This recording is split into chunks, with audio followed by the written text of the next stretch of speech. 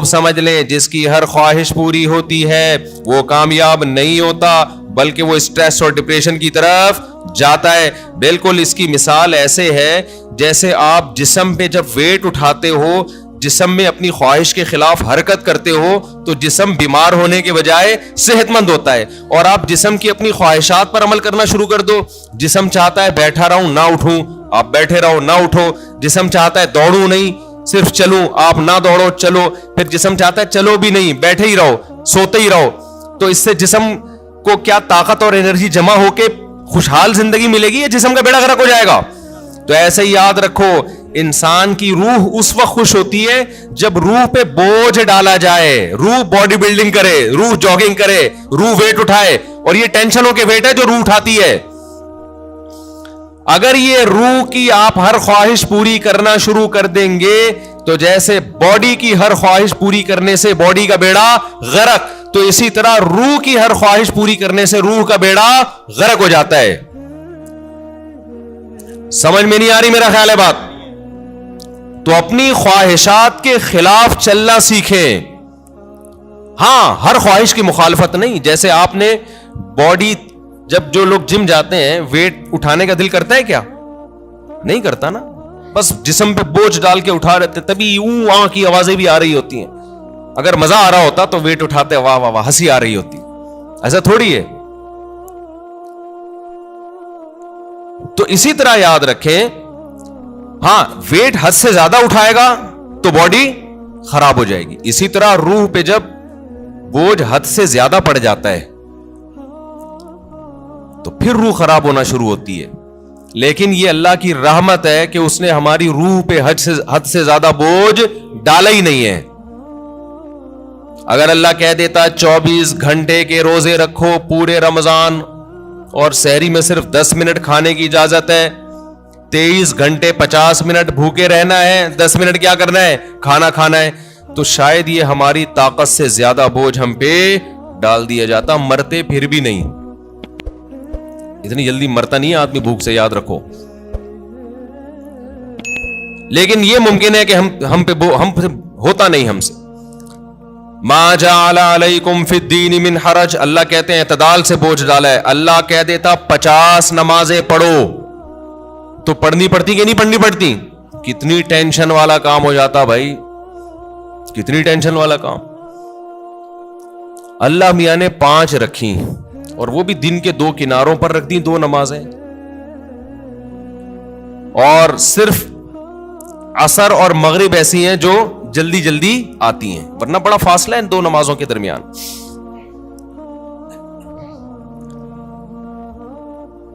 اللہ میاں نے حکم دیا نظر کی حفاظت کرو, لیکن ساتھ میں نکاح کی ترغیب بھی دے دی. تو آسان کر دیا نا. اگر یہ ہوتا کہ عیسائیوں میں پادریوں کی طرح پادریوں کو حکم تھا کہ شادی نہ کرو, جیسے کہ انہوں نے خود بنایا ہوا تھا, ان کے مذہب کا نہیں تھا, لیکن دوسری طرف زنا پر بھی پابندی, تو ڈپریشن میں جاتے کہ نہیں جاتے؟ اللہ میاں نے کہا بھائی نظر کی حفاظت کرو, اور یہ بھی ہمارے فائدے کے لیے. اگر اللہ حکم دیتے نظر کی حفاظت نہ کرو لیکن صرف زنا سے بچو, تو زنا سے بچنا بہت مشکل ہو جاتا, کیونکہ جو برائیوں میں پڑتے ہیں نظر کی حفاظت نہیں کرتے ان کے لیے زنا آسان ہو جاتا ہے, اور جو نظر کی حفاظت کرتے ہیں ان کے لیے زنا مشکل ہوتا ہے. تو یہ بھی ہمارے فائدے کے لیے حکم دیا کہ بھئی ایسا کام ہی مت کرو کہ اس کی طرف تمہاری برائی کی طرف توجہ جائے تمہاری. اللہ میاں نے حکم دے دیا ماں باپ کی اطاعت کرو, فرما برداری کرو, لیکن اس کی بھی ایک لمٹ رکھ دی, ایک حد رکھ دی. یعنی کوئی ایسا حکم نہیں ہے جو ایسا بوجھ ہم پہ ڈالا جا رہا ہو جو ہمارے بس میں ہو ہی نہیں. سود کو حرام قرار دے دیا لیکن مزاربت اور شرکت کو جائز قرار دے دیا. آپ کسی کو لون دے کے متعین نفع لیتے ہو کہ 1 لاکھ پہ 2,000 روپے 5,000 حرام ہے, لیکن ایسا نہیں کہ پابندی لگا دی. اللہ نے کہا یہی 1 لاکھ روپے دو, جو پروفٹ ہوگا اس میں شرکت کر لو. سمجھ میں آ رہی ہے بات؟ جو پروفٹ ہوگا اس میں کیا کر لو بھائی, تجھے جتنا پروفٹ ہوگا اس میں اتنے فیصد میرا. اب وہ گھننا بن کے پروفٹ بتانا پڑے گا اس کو. اور جو سرمایہ دار لوگ ہیں نا وہ پروفٹ بتانا نہیں چاہتے, وہ کہتے ہیں ہم آپ کے 1 کروڑ سے جتنا بھی اٹھائیں آپ کو اتنا ملے گا بس. اسلام کہتا ہے نہیں بھائی پیسہ اس کا لگ رہا ہے تو اس کو بتاؤ تو صحیح کتنا کما رہا ہے تو. ابے 1% بھی دو گے نا آپ. دیکھو آپ نے زید کو 1 کروڑ روپے دیے, زید کو کہا تو 1 کروڑ سے جتنا بھی کمائے گا نا بے شک مجھے 1% دے دے, لیکن پرسنٹیج ہونی چاہیے 1%. اس کا فائدہ کیا ہوگا؟ وہ 1 کروڑ پہ آپ کو 1 لاکھ دے گا نا, آپ کو فوراً پتا چل جائے گا وہ کم بخت 99 لاکھ کما رہا ہے. سمجھ میں آ رہی ہے بات؟ سود خور یہ وہ اپنا پروفٹ بتانا نہیں چاہتا. 1% بھی دے گا نا آپ کو یہ تو پتا چل جائے گا نا جب 1% 1 لاکھ ہے تو اس کا مطلب باقی 99 کتنا ہے؟ وہ 99 لاکھ ہے. اس کا مطلب یہ گھنا میرے 1 کروڑ سے 99 لاکھ کما رہا ہے اور مجھے کتنا دے رہا ہے؟ 1 لاکھ. لیکن اگر سودی نظام ہوگا, آپ نے زید کو 1 کروڑ روپے دیے, آپ نے کہا مجھے ہر مہینے 1 لاکھ دے دینا, تو کتنا کما رہا ہے مجھے اس سے غرض نہیں ہے.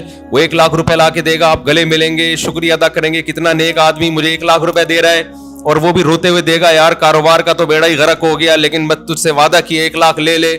آپ کا دل چاہے گا اس غریب کو 2 کروڑ اور دے دوں میں, الو بناتا رہے گا, آپ کو بے وقوف بناتا رہے گا. لیکن اگر پرسنٹیج کے حساب سے ہوگا تو آپ نے جب زید کو 1 کروڑ دیے, آپ لوگ کو سمجھ میں ہی نہیں آ رہا تو بزنس کہاں سے کرو گے جو تمہاری سمجھ میں اتنی باتیں نہیں آ رہی. مجھے لگ رہا ہے آپ کے چہروں سے کہ جو میں کہہ رہا ہوں اوپر سے گزر رہا ہے آپ کے. زید کو آپ نے 1 کروڑ روپے دیے, آپ نے کہا مجھے جتنا پروفٹ ہوگا اس میں 1% چاہیے. وہ 1 لاکھ روپے لے کر آیا تو آپ سمجھ جاؤ گے یہ کم بخت کتنے کما رہا ہے؟ 99 لاکھ. اب اس کو رونے کی اجازت, وہ رونے کا بہانہ نہیں کرے گا, اور آپ کو اس سے مانگو گے بھی کہ جو جتنا پروفٹ ہوا ہے مجھے دکھاؤ تاکہ پتا چلے کہ یہ واقعی 1% بنتا ہے کہ نہیں بنتا ہے. تو اللہ میاں نے سود پہ پابندی لگائی, مگر تجارت کو اللہ نے حلال قرار دیا. اگر اللہ سود پہ بھی پابندی لگا دیتا, مزاربت پہ بھی, شرکت پہ بھی, تو پھر ہم حرج میں پڑ جاتے, ہم تنگی میں پڑ جاتے, ہمارے لیے کاروبار کے راستے بند ہو جاتے. لیکن اللہ نے ہمارے لیے دین میں تنگی نہیں رکھی بلکہ آسانی رکھی ہے. سمجھتے ہو کہ نہیں سمجھتے ہو؟ تو اسی طرح اللہ میاں نے لیکن بوجھ ڈالا ہے ہمارے اوپر. یہ نہیں کہا کہ بالکل فری سٹائل کی زندگی گزارو گے, کوئی ٹینشن ہی نہیں ہوگی. یہ کامیابی نہیں ہے, ٹینشنیں اٹھانی پڑیں گی. بہت ساری ٹینشنیں لگا دی اللہ میاں, اور اس ٹینشن سے فائدہ کیا ہوتا ہے کہ ہماری روح وزن اٹھاتی ہے, جس سے روح ٹینشن سے بچتی ہے, روح صحت مند ہوتی ہے, اور روح ڈپریشن اور اسٹریس کی طرف جانے سے بچ جاتی ہے. تبھی آپ کو مسلمانوں میں خودکشی کا ریشو دوسری قوموں کی نسبت کم نظر آئے گا. مسلمانوں میں ڈپریشن کے مریض دوسری قوموں کی نسبت کم نظر آئیں گے, حالانکہ ڈپریشن والے کام مسلمانوں میں بہت زیادہ ہیں. مسلمان غیر مسلم ایک ڈپریشن پالنے کے لیے تیار نہیں, مسلمان 4 ڈپریشن کی بات کرتے ہیں. آئی بات سمجھ میں؟ ہم مسقط میں تھے تو ہمارے بہت سے علماء اپنی اپنی فیملیوں کے ساتھ آئے تھے, بیگمات کے ساتھ آئے تھے. تو ایک مولانا صاحب نئے پہنچے تو وہ میزبان نے ان سے پوچھا مجبوری ساتھ میں ہے یا بغیر مجبوری کے آئے ہیں؟ میں نے کہا یہ کیا کہہ رہے ہیں؟ پھر پتہ چلا بیگم کو پیار سے کیا کہتے ہیں, یہ مجبوری. تو بڑا زبردست لفظ تھا ان کا بھائی, کیونکہ جب مجبوری ساتھ میں ہوتی ہے تو پھر گھر سے زیادہ دیر باہر نہیں رہ سکتے, آپ بتانا پڑتا ہے. جو بغیر مجبوری کے آیا وہ تو جہاں مرضی جائے. جب مجبوری کے ساتھ آئے ہیں تو بیگم پوچھے گی, مجبوری پوچھے گی بھائی اتنی دیر سے کیوں آ رہے ہو, آپ کہاں گئے ہوئے تھے؟ مفتی صاحب کے ساتھ, اچھا جو لوگ اپنی مجبوریوں کے ساتھ آئے تھے نا, ان سب کی مجبوریوں کو یہ بڑی فکر تھی کہ ہمارا میاں, ہمارے جو میاں ہیں مفتی طارق مسعود کے ساتھ تو نہیں بیٹھے ہوئے گئے. سب کو یہ ایسا لو یہ 2-4 مجبوریاں اور پال لیں ہمارا شوہر, ان کو یہ سب کو ڈر تھا. تو مسلمان کے پاس ٹینشن کے مواقع بہت ہیں, پھر بھی ٹینشن نہیں لیتا. یہ غربت اور مہنگائی آپ تھوڑی دیر کے لیے انگریزوں کو دے دو تو خودکشی کے لیے میرے بھائی رجسٹریشن فارم کیا ہو جائیں گے, ختم ہو جائیں گے. ہمارے والے حکمران 1 ہفتے کے لیے ان کو ادھار دے دو, آپ سچی مچی کے تو نہیں لیں گے, صرف ادھار دے دو آپ ان کو کہ 1 ہفتے بعد واپس لے لیں گے. 1 ہفتے میں ایسا بیڑا غرق ہو جائے گا, کوئی کھمبا ان کا بجلی کا باقی نہیں بچا ہوگا. ان کے یہاں تو کھمبے ہوتے نہیں, انڈر گراؤنڈ ہی ہوتا ہے سب کچھ. یہ ہم ہیں, ٹھیک ہے نا. ڈالر کہاں سے کہاں پہنچ گیا, میں تو کبھی سوچتا ہوں تو تھوڑی ڈپریشن شروع ہو جاتی ہے, پھر میں سوچتا ہی نہیں کہ مریں گے تو ویسے ہی سب کیا ہو جائے گا, ختم. ہمارے تو اصل آخرت ہے نا. جو دیکھو دال پانی اللہ نے جو موٹی موٹی ضرورتیں وہ تو اللہ ویسے ہی پورے. اور پاکستان کا تو حال ایسا ہے کہ بچپن سے سنتے آ رہے ہیں کہ بینک کرپٹ ہونے جا رہا ہے. پاکستان کا ایسا اللہ کے ساتھ اللہ کا معاملہ ہے, بچپن سے مہنگائی بڑھ رہی ہے. مجھے یاد ہے وہ دور میں بہت چھوٹا تھا, روٹی 4 آنے کی ملتی تھی, 1 روپے کی 4 روٹیاں. جب 8 آنے کی ہوئی تو سب چیخ اٹھے کہ روٹی ڈبل ہو گئی بھائی. 1 روپے کی 4 روٹیوں کے بجائے اب 1 روپے کی کتنی ملیں گی, 2 روٹیاں. لوگ چیخ اٹھے تھے مہنگائی بڑھ رہی ہے. پھوڑنا اسی حساب سے لگا ہوا تھا, اسی.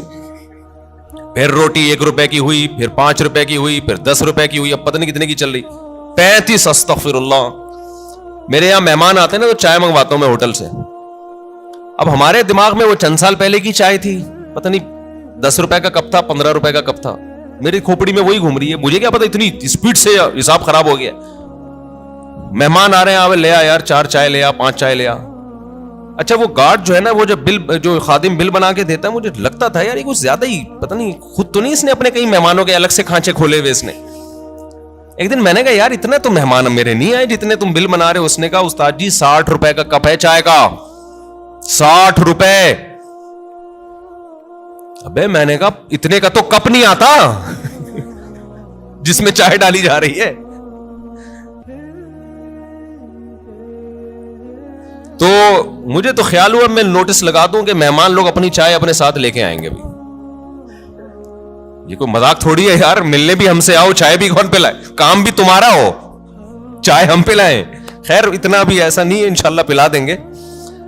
لیکن یہ کہ یہ ہے تو فکر کی بات نا. لیکن نہ چائے والوں کی چائے رک رہی ہے, نہ نلی نہاری کی سیل میں کمی آ رہی ہے, نہ برگر بکنے میں کمی, نہ KFC والوں کے ہاں رش میں کمی. میں تو لوگوں پہ حیران ہوتا ہوں, لوگ بات کر رہے ہوتے ہیں نا میرے سامنے, دوست احباب بھی, یار مفتی صاحب مہنگائی نے کمر, ایسے کھجا رہے ہوتے ہیں, مہنگائی نے کمر توڑ دی یار, اتنا مہنگا ہو گیا کھانا, اب تو روٹی خریدنے کی طاقت ختم ہو گئی. پھر تھوڑی دیر چلے یار نہاری کھانے چلتے ہیں ذرا,